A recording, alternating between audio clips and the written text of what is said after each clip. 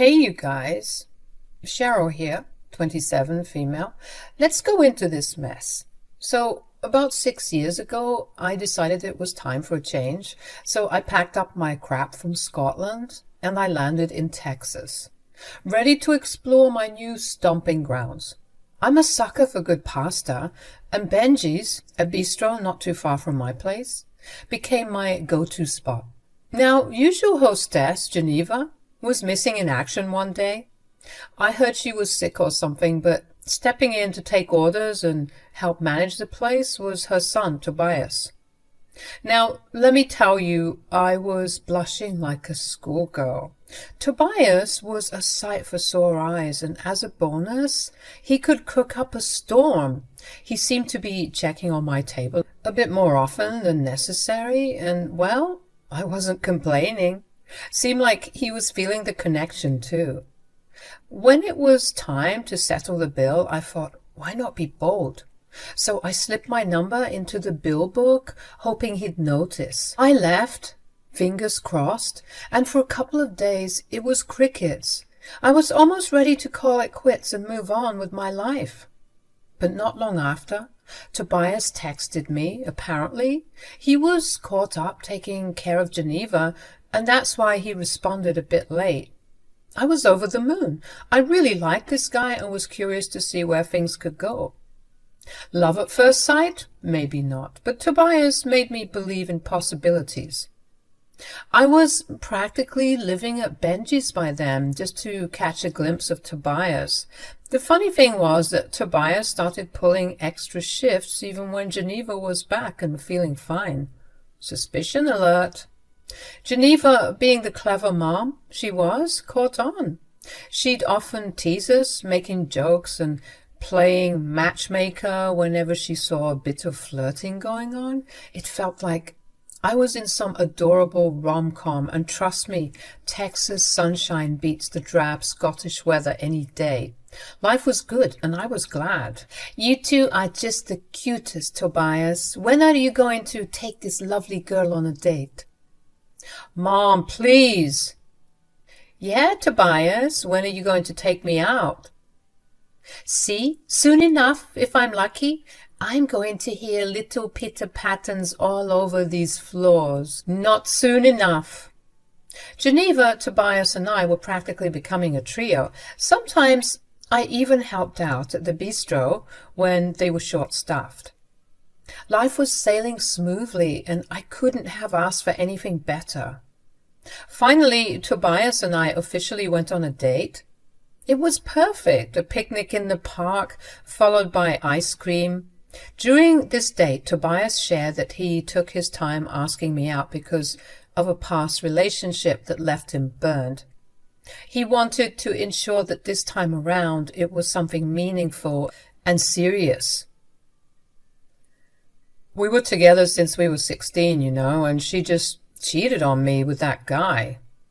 Woof! That must have been very tough. The toughest. My mom was so mad she really thought that we were going to get married, And now, well, anytime she sees her picture or hears her name, she scowls. Sounds like she was an awful person. I'm serious when it comes to love, Cheryl. I'm not one to play around, but my mom has been giving me a lot of crap for not being with someone. Why? Tobias went on to share that his mom had some pretty strict Italian roots, and she really wanted a lot of grandkids. Being her only child, he felt the pressure to fulfill that desire. Family was a significant thing for him, and that's why he was serious about finding the one. Curious about why his mom, Geneva, only had one child despite her desire for a large family, I asked. The conversation took a darker turn. Tobias revealed that his mom had faced significant challenges. She had gone through about 7 miscarriages before finally having Tobias. The doctors informed her about fertility issues and advised against having more children. It was indeed a tough situation. That's why she's always on my case about getting settled down. I'm 24. My dad was married by the time he was 22. Damn. But I told her that this was my life and that I had to go according to my schedule, you know? Can't live the rest of my life regretting a decision I made when I was so young. We had been dating for 5 years, and that's when Tobias decided to pop the question. It happened in the bistro, and he orchestrated a surprise with everyone's help. It was a romantic and cozy moment, and I'll cherish it forever. The excitement was palpable, especially from Geneva, who went all out to celebrate the proposal. She danced, prepared a feast, and invited the whole neighborhood. Tobias was head over heels for me, ready to settle down. On our wedding night, flying to Bali for our honeymoon, Tobias expressed his deep commitment. He promised to dedicate his life to taking care of me and our future children. Fast forward about a year into our marriage, and I was celebrating my 27th birthday. We hosted the celebration at the bistro, and everything was going well until I needed to wash my hands. To my surprise, Geneva followed me into the bathroom and even entered with me. It felt a bit odd, but she was my mother-in-law, so I figured maybe we didn't have boundaries anymore. I asked her what was going on, and she started bombarding me with really invasive questions about my fertility. It was weird, right? I didn't know what to make of it, and her creepy line of questioning was making me uncomfortable and irritated, especially on my birthday. So I asked her why she was asking, and she dropped the wildest comment. Well, it's just that Toby hasn't told me of any pregnancy news yet, and I was wondering when you two would, get to it. Well, we're just going with the flow, When the time comes, it will come.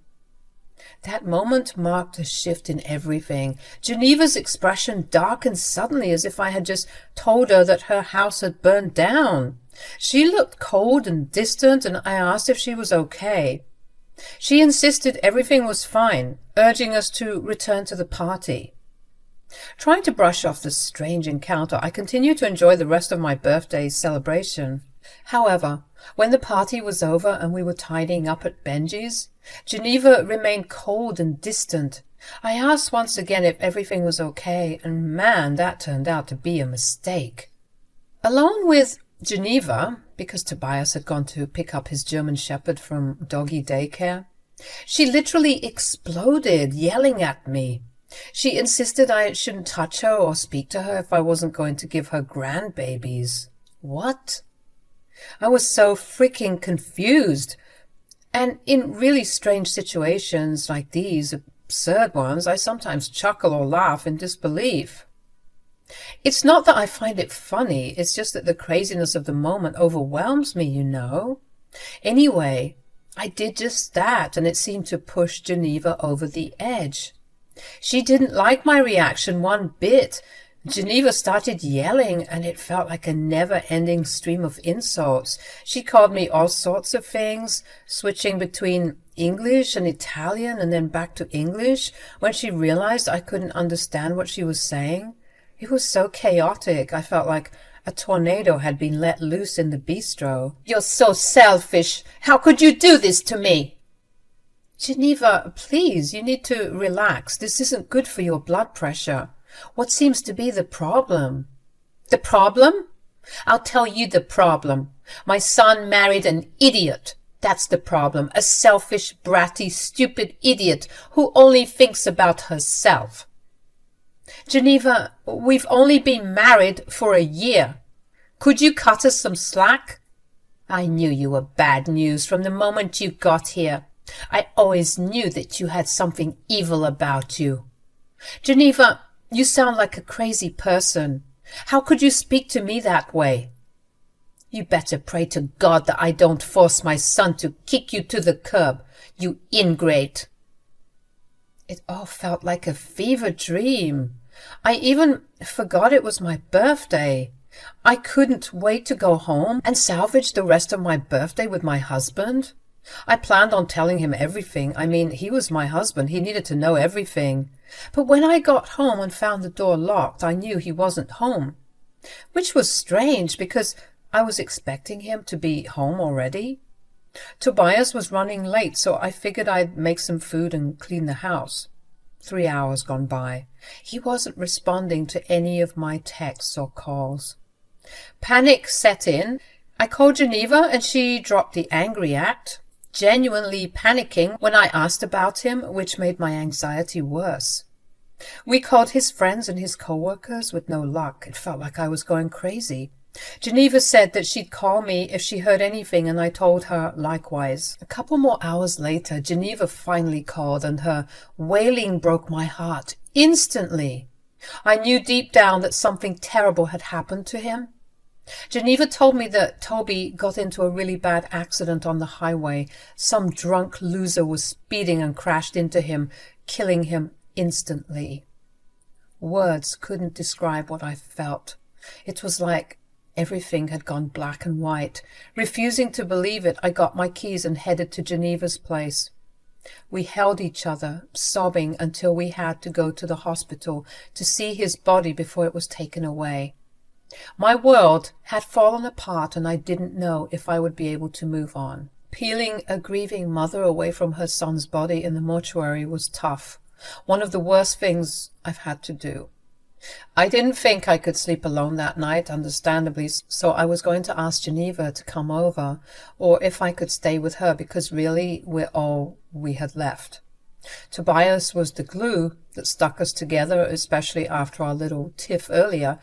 I thought we could hold some more space and empathy for each other, but before I could even open my mouth, she started yelling at me again. I swear, the car must have been shaking from the way she was yelling. We hadn't even left the hospital yet. I told her to calm down because I was getting fed up too. When did this lady think it was okay to bully me just because she was feeling bad? I was feeling bad too. Geneva, what is your problem? You. It's all your fault. How is any of this my fault? If you didn't have your stupid party, he wouldn't have to go and pick up that stupid dog, and none of this would have happened. Why didn't you have the party at your house? Geneva, you're the one who offered to host it at Benji's. I know your heart is broken, shattered, but please be reasonable. You have no idea what I'm going through. Yes, I do. I also lost him, Geneva. Can't you see that? You think you could possibly compare yourself to me? You must be on crack or something. You think that marriage can compare to flesh and blood? I gave birth to him. He is an extension of me. It feels like I've been amputated, Cheryl. Do you know what that feels like? You couldn't possibly know what that feels like because you've never had a child. Geneva, you need help. We both do, can't you see? The grief is doing this to you. Please, let's go back to my house and... No, don't you dare call it your house. That was my son's house, a house that you're no longer welcome in. What? You heard me. I couldn't believe what I was hearing. This lady was trying to kick me out of my home just because I couldn't give her a grandchild? Don't get me wrong. I know losing a child must be the worst feeling any parent could experience. And people grieve in different ways, but kicking me out of the house was a bit much. She was just going full wicked witch at that point. We were yelling back and forth, and the car was fogging up with all of our yelling. She then told me that I needed to drive her home, to my home, so that she could watch me pack my bags and move out. Even though I wanted to drop her out of my car and let her walk home, I bit my tongue for the millionth time that night, and I drove us home, thinking that once she sat down and I got her a cup of tea or something, she would calm down. But apparently she was dead serious. She told me that I needed to pack my bags ASAP. You can't kick me out of here. What is wrong with you? This is my home. Not anymore, it's not. If you think you're sleeping here tonight, you got another thing coming. This is my son's home. I'm the one sleeping here tonight, not you. Where am I supposed to go, huh? I don't care. Go and die in a hole somewhere, for all I care. You know what? Screw you, Geneva. She ignored me and immediately went upstairs. I followed her, finding her in my bedroom trying to pack my things. I told her to let go of my stuff, and we began to tussle a bit as I was pulling my clothes away from her, and she started cursing and yelling at me some more. I was so exhausted at that point. It had been the worst birthday ever, and this woman was just trying to add insult to injury. "You're a piece of trash. You were never worthy to be part of this family." Then I said something that really struck a nerve with her, but it had to be said. "Listen, Tobias told me everything." "What?" "He told me about the miscarriages." "What? How dare you? Don't you dare! I can't imagine how hard that must have been for you. I am so sorry. But you can't take out your frustrations on me, and you can't expect me to fulfill your dreams because you were unable to fulfill yours." Oh, she didn't like that at all. She really turned up the heat, calling me all these names that I can't repeat because I don't cuss and because this is YouTube. It was really nasty. I had never been spoken to like that in my life. I swear she even managed to get me a bit teary-eyed because just wow. I had nothing else to say. I had been completely drained because I was living my worst nightmare. I just stared at her blankly as she continued to rant and rage. When she was done, I let her go. I wasn't about to deal with any more drama that night. I was still trying to process my own feelings. So I went downstairs and poured myself a glass of wine while I heard my mother-in-law angrily cursing and packing my things out of sheer spite. I couldn't believe everything had turned upside down so fast. After about an hour or so, she had packed most of my things and was throwing them down the stairs, telling me that I needed to get out as soon as possible because she was disgusted by my presence. I continued to stare at her blankly, and she told me to stop staring. "Why? Is it because you feel guilty?" "Guilty for what? You're not wanted here. Don't you get that? You are of no use to this household anymore. I hope you die out there in the streets." She shoved my belongings in my arms and she told me that I needed to get out before she called the cops. I was fuming at that point, but I did what I was told because I didn't want to be in the house with that hag anyway. I had to awkwardly call up one of the nicer workers at the bistro and ask if they could accommodate me for the time being. She had always been a sweetheart, and she was just as crushed when we had texted the staff in the WhatsApp group with the news. And she said she was more than happy to take me in. I was so grateful because this girl didn't owe me anything. If anything, she had every right to report back to her boss, since her loyalties lay with her, but she was a good Samaritan and I'll forever be indebted to her. I was so hurt and angry with my mother-in-law. I couldn't believe she did what she did. I spent the next couple of days crying myself to sleep. The tears just wouldn't stop. Geneva didn't reach out, and neither did I. I felt like I was owed an apology, but I knew that Geneva wouldn't budge. I was just waiting to hear about the funeral details so that I could pay my respects to my husband and mourn him properly. The funeral was the longest day of my life. It was so hard trying to keep it all together and also battle my mother-in-law, who insisted that I shouldn't even attend the funeral. I mean, could you imagine? Luckily, a lot of friends and family were against it, wondering why she was being so cruel. Many of them didn't know that she hated me and kicked me out of the house. I figured that it wasn't the time or the place to let them know just how awful she was, and I guess she was too scared to face the heat. So she agreed to let me pay my respects, but she wasn't happy one bit. I had managed to get into a motel that I was going to hole up in for a while.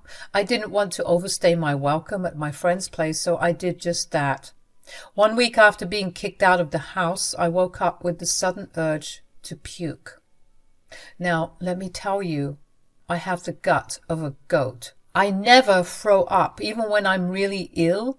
So imagine my surprise when I found myself hunched over the toilet and emptying the contents of my stomach as if I drank way too much at a frat party. It was insane. But then something told me that I was pregnant. I laughed it off, but I thought, what if? So I went to the nearby pharmacy, bought 4 different pregnancy tests, and went back to the motel. I peed on all of the sticks and waited for the results, and wouldn't you know it, I was pregnant. All of them said positive, and I was immediately hit with a crap ton of emotions. I'm sure the other motel residents could hear me crying and sobbing and laughing and crying some more. They probably thought I was a crazy woman, but I didn't care. I was pregnant. But I couldn't share this news with the most important person in my life, and my heart was swelling, yet breaking at the same time. 3 months went by and I was definitely showing. It was all so surreal. I should have been glowing, and I was, don't get me wrong, but I would be lying if I said my glow would sometimes fade on those particularly hard days. I was doing this crap all by myself with no support, and with a broken heart. I was taking it day by day, trying to cope with everything as well as get myself back on my feet. And let's just say I was doing pretty well for myself. You see, I was doing some journalism work as well as graphic design to pay the bills. I found a cute little apartment that was already in the works of getting some stuff together for my baby. I was set to have a boy, and I couldn't have been happier. I was in Walmart shopping for some groceries, and that's when I saw her. It was Geneva. She had also seen me, and we were locking eyes. Then she looked down and saw my belly, and she started marching towards me. When she got up to me, she said, "Really? Already? You secretly wanted him dead, didn't you? You're such a... It's his baby." What? "I found out 1 week after you... Well, yeah." Geneva's face started to crumple, and she looked like she had made the biggest mistake of her life. She went in to touch my belly, trying to smile and stop herself from crying in Walmart. But I moved away, getting the attention of some passerby who were probably wondering what was going on between us. Geneva looked hurt, like she was the one who had to suffer the wrath of a crazy woman. Insane. She started begging and pleading for me to come back into her life, saying that this would change everything. I scoffed at her and told her that she didn't even have the decency to apologize for what she did. Geneva tried to play it off like she didn't try to ruin my life, saying that it was in the past and she couldn't admit that she was being a bit overdramatic at times. But that's just because she was grieving. I reminded her that she kicked me out of my home with no plan in the middle of the night, all because I couldn't give her a grandchild. "But look, now you can! You must be crazy if you think I'm letting you anywhere near my son." "Son? It's a boy?" "Yep, and you'll never see him." "You can't do that. I'll sue." "Good luck with that. I'll just tell them how crazy you are. And they'll believe me. I mean, just look at you. Look at the attention you're drawing to yourself." She looked around and noticed the stares growing. Taking a proper look at her, she looked like she hadn't showered since the last time I saw her. Her hair was a bit frazzled, and she had these crazy eyes. "I don't care if they're looking. You can't keep my grandchild away from me." "Yes, I can, and I will. You're a disgusting human being, and I thank God every day that Tobias didn't get to see who you truly were. Now my only job is to take care of my little one, and that starts with getting him as far away from you as possible. If you ever see me again, it'll be too soon. I hope you have a miserable life, and you feel 10 times worse than I did the night he died." She kept on begging and pleading with me, but I had to cut my shopping trip short just so I could get in my car and drive away from her, because she was following me around like a lost puppy. She even started apologizing, a lot even, but I wouldn't budge. The damage had been done.